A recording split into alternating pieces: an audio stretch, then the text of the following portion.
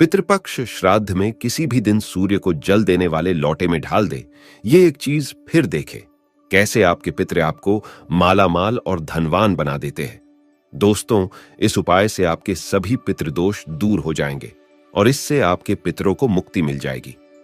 हर हर महादेव जय शिव शंभु। दोस्तों, कई वर्षों बाद अद्भुत और दिव्य संयोग में पितृपक्ष और श्राद्ध आए हैं, क्योंकि इस बार पितृपक्ष में धन लक्ष्मी योग का निर्माण हो रहा है, जिस वजह से इस बार आपको धनवान बनने से कोई नहीं रोक सकता। इसलिए दोस्तों, यदि आपके पितृ आपसे नाराज है और क्या आपको लगता है कि आपके पितरों की वजह से आपके घर की सुख शांति में रुकावटें आ रही है और आपके कार्य नहीं बन रहे हैं, या आप संतान की कमी और धन की कमी या कर्ज से परेशान है, या आपका भाग्य आपका साथ नहीं दे रहा है, तो दोस्तों, इस बार के पितृपक्ष श्राद्ध में सूर्य को जल देते समय बस ये एक छोटा सा उपाय कर ले तो आपके सभी पितृदोषों का तुरंत ही नाश हो जाएगा और आपको मिल जाएगी सभी संकट और कष्टों से मुक्ति। इसलिए दोस्तों, वीडियो को आखिर तक जरूर देखें।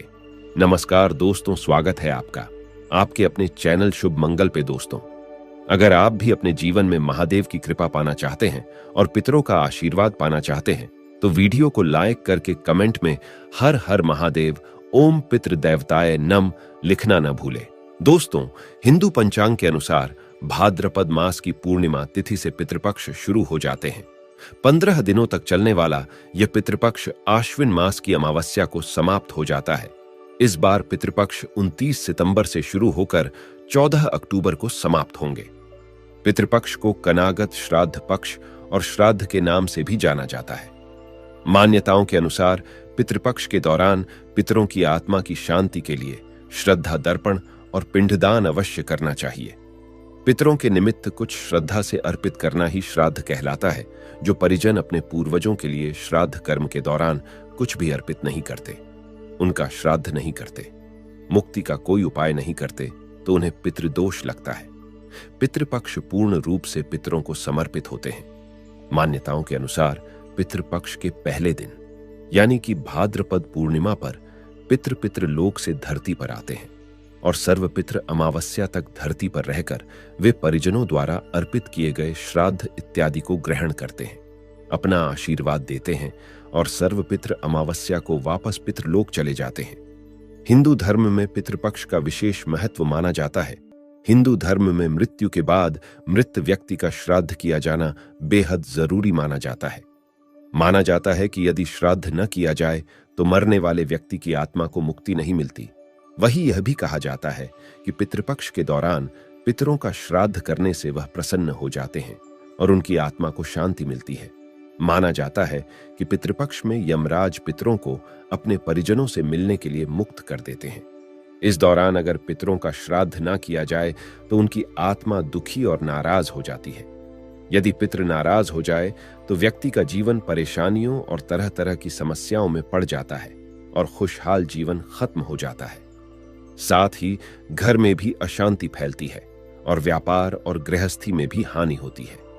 ऐसे में पितरों को तृप्त करना और उनकी आत्मा की शांति के लिए पितृपक्ष में श्राद्ध करना बेहद आवश्यक माना गया है। श्राद्ध के जरिए पितरों की तृप्ति के लिए भोजन पहुंचाया जाता है और पिंडदान और तर्पण कर उनकी आत्मा की शांति की कामना की जाती है। पितृपक्ष में श्राद्ध कर्म रोजाना किया जाना चाहिए, लेकिन जैसा कि आप सभी जानते हैं कि इस संकट के समय में घर से बाहर निकलना सुरक्षित नहीं है, तो ऐसे में हम सभी को अपने घर पर ही अपने पितरों के निमित्त श्राद्ध दर्पण करने चाहिए। सामान्य दिनों में नदी सरोवर में कमर तक के पानी में खड़े होकर भगवान सूर्यदेव को जल देकर पितरों का तर्पण किया जाता है, लेकिन आजकल यह संभव नहीं है। आज के इस वीडियो में हम आपको पितृपक्ष में किया जाने वाला एक बहुत ही आसान और असरकारक उपाय बताने जा रहे हैं। पितृपक्ष में यह उपाय रोजाना करना चाहिए। इस उपाय को करने से पितृ प्रसन्न होते हैं और अपना आशीर्वाद देते हैं। इस उपाय को करने से जन्मों जन्मों के पितृदोष दूर हो जाते हैं।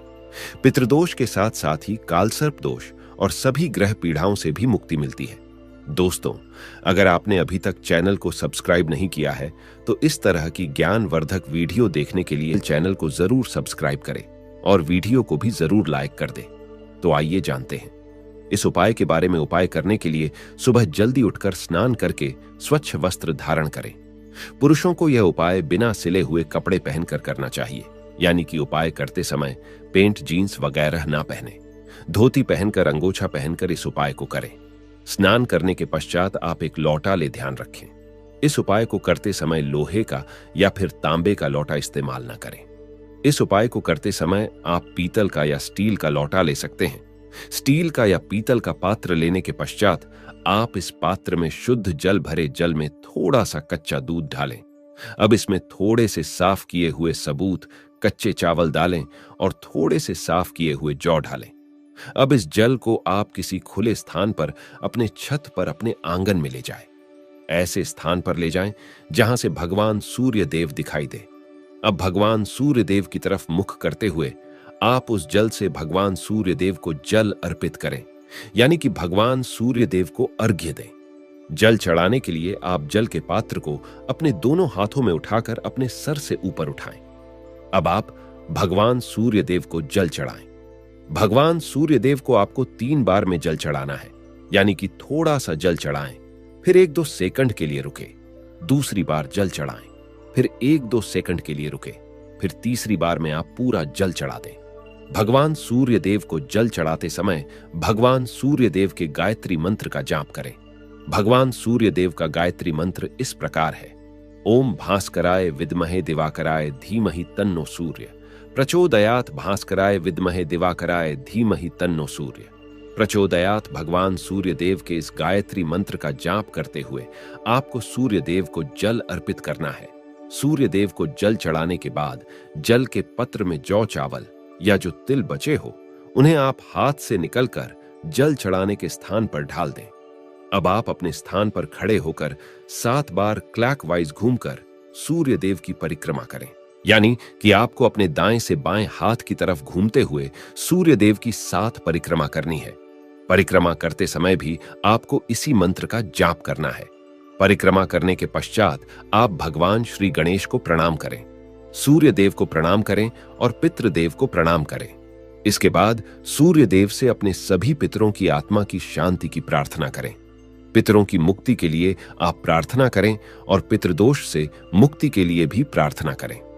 प्रार्थना करने के पश्चात आप पितृदेव को प्रणाम करें और पितृदेव के इस मंत्र का 108 बार जाप करें। मंत्र इस प्रकार है: ओम पितृदेवताय नम, ओम पितृदेवताय नम। आपको इस मंत्र का 108 बार जाप करना है। इस मंत्र का आप खड़े होकर या बैठकर कैसे भी अपनी सुविधा के अनुसार जाप कर सकते हैं। आप अगर सूर्य देव को घर से बाहर जाकर जल चढ़ा रहे हैं, आपके घर में जल चढ़ाने का कोई स्थान नहीं है, तो आप इस मंत्र का जाप अपने घर पर आकर आसन बिछाकर उस पर बैठकर कर सकते हैं। मंत्र का जाप करने के पश्चात पितृदेव को प्रणाम करें और पितृदोष से मुक्ति की प्रार्थना करें। जाने अनजाने में की गई अपनी सभी गलतियों की क्षमा प्रार्थना करें। परिवार की खुशहाली की प्रार्थना करें। दोस्तों, शास्त्रों में बताया गया पितृदोष से मुक्ति पाने का यह बहुत ही अचूक उपाय है। सदियों से यह उपाय हमारे पूर्वज भी करते चले आ रहे हैं। भगवान श्री राम ने भी पिता दशरथ जी की आत्मा की शांति के लिए भगवान सूर्य नारायण का इसी प्रकार से पूजन किया था। पितृपक्ष के दौरान इस प्रकार सूर्य देव का पूजन करने से पितरों की आत्मा को शांति मिलती है, पितरों की आत्मा को मुक्ति मिलती है और जन्मों जन्मों के पितृदोष दूर हो जाते हैं। पितरों का आशीर्वाद प्राप्त होता है और जिन्हें अपने पितरों का आशीर्वाद प्राप्त होता है उन्हें सभी देवी देवताओं का आशीर्वाद भी प्राप्त हो जाता है और पितरों की कृपा से ही व्यक्ति जीवन में सफलता प्राप्त कर सकता है। पितरों की कृपा से ही जीवन में सुख शांति बनी रहती है। पुराणों के अनुसार जिनके पितृ प्रसन्न नहीं होते, जिन्हें अपने पितरों का आशीर्वाद प्राप्त नहीं होता, उन्हें देवी देवताओं का भी आशीर्वाद प्राप्त नहीं होता। उन्हें जीवन भर परेशानी और कष्टों का सामना करना पड़ता है। वह जिंदगी भर दुहक भोगते हैं और उन्हें अपने जीवन में किसी भी क्षेत्र में सफलता प्राप्त नहीं होती। इस तरह सूर्य देव का पूजन करने से पितृदोष के साथ साथ ग्रह दोष से भी छुटकारा मिल जाता है, क्योंकि भगवान सूर्य देव सभी ग्रहों के राजा है। जिन पर सूर्य देव की कृपा होती है उन्हें सभी ग्रह पीड़ाओं से भी मुक्ति मिल जाती है। सूर्य देव की कृपा से ही व्यक्ति को जीवन में उच्च पद और मान सम्मान की प्राप्ति होती है। दोस्तों, सूर्य देव का पूजन करते समय आप इस बात का विशेष ध्यान रखें कि सूर्य देव को आप जिस जगह पर जल चढ़ाएं वह जगह साफ होनी चाहिए। गंदी जगह पर आप सूर्य देव को जल अर्पित ना करें। इसके साथ ही अगर आप घर से बाहर भी जाएं तब भी सूर्य देव को जल चढ़ाते समय चप्पल जूते उतारकर ही सूर्य देव को जल अर्पित करें। अगर आपके घर में कोई ऐसा स्थान नहीं है जहां पर सूर्य देव को जल अर्पित कर सकें तो आप एक खाली पात्र ले लें और सूर्य देव को उसमें जल अर्पित करें, यानी कि सूर्य देव को जल चढ़ाएं। वह सारा जल उस पात्र में इकट्ठा हो जाए। जल चढ़ाने के पश्चात आप उस पात्र के जल को किसी साफ स्थान पर लगे हुए पेड़ पौधे की जड़ में ढाल दें। सूर्य देव को चढ़ाए हुए जल पर आप भूल कर भी पैर ना रखें, लेकिन जल चढ़ाते समय अगर छींटे पैर पर उड़कर आ जाते हैं तो उससे कोई दोष नहीं लगता है। दोस्तों, पितरों के निमित्त सूर्य देव को जो जल चढ़ाया जाता है, यह जरूरी नहीं है कि वह जल आप सूर्योदय के समय ही चढ़ाए। अगर आप सूर्य देव को इस तरह जल दोपहर 12 बजे से 1 बजे के बीच में चढ़ाएंगे तो अति उत्तम रहेगा, क्योंकि इस समय पितृ अपने परिजनों द्वारा श्राद्ध ग्रहण करने के लिए आते हैं। यह समय पितरों का समय होता है। दोस्तों, इस बात का विशेष ध्यान रखें कि आप सूर्य देव को जल अर्पित करने से पहले कुछ भी नहीं खाएं।